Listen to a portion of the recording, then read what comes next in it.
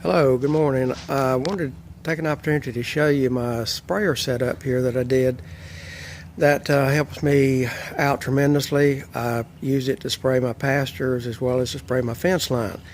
And the sprayer on top is just a 25-gallon sprayer that I got from Tractor Supply several years ago. And I was using just Roundup in it just to spray my fence lines. So I wanted to spray my whole pasture, so I cleaned it out and put 2,4-D in it and installed a broadcast nozzle on it, and it works good, except in 25 gallons you can spray that up in just 10 or 12 minutes. So anyway, that wasn't working out too well, so I got this water tote that you see on the bottom that handles 275 gallons, although I never put more than 100 gallons in it. But anyway, I just piggybacked these two, and I have it set up so that I can use the same pump, same setup altogether to spray Roundup or 2,4-D. And in fact, I can take 2,4-D with me if I want to spray fence lines while I'm doing the pasture, or vice versa.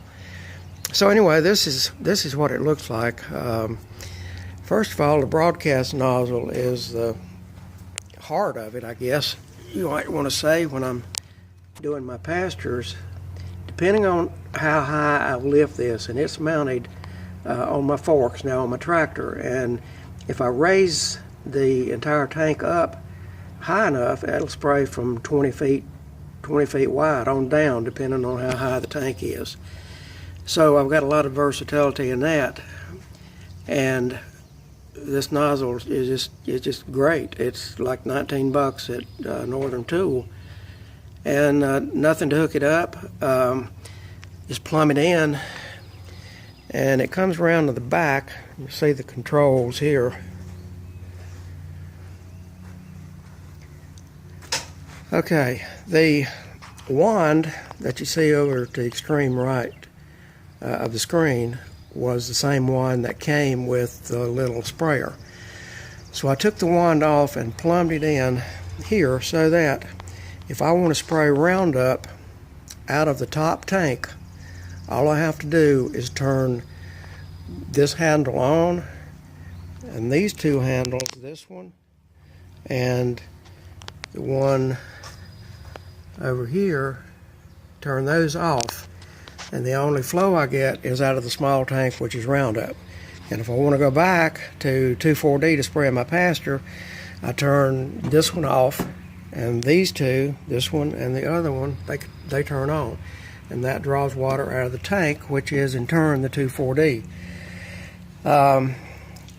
Sometimes if I'm spot spraying the pasture, I turn the pump off while I'm traveling between spots I'm going to spray. And I have gotten to another spot and just forgot to turn the pump back on. So I mounted this indicator that glows anytime the pump's running. So from a tractor seat, I can tell visually whether the pump is actually running or not. Now, the way I wired it in was through this pigtail that comes back to the tractor and plugs in here. And then it goes to the console inside the tractor, so that it's wired up through the switch that controls the rear work lights. Those are the front lights, but the rear ones are what it's hooked up to. So from a tractor seat, I can turn that pump on and off and see whether the pump is actually functioning or not from the indicator light. So that's what I did, and this whole thing is a unit. When I let the forklift down and back out, then everything stays intact. And when I get ready to spray again, be it just fence lines or fence lines and pasture, I just drive under it, pick it up, and drive off. The totes are really nice for that, in that they have their own pallet.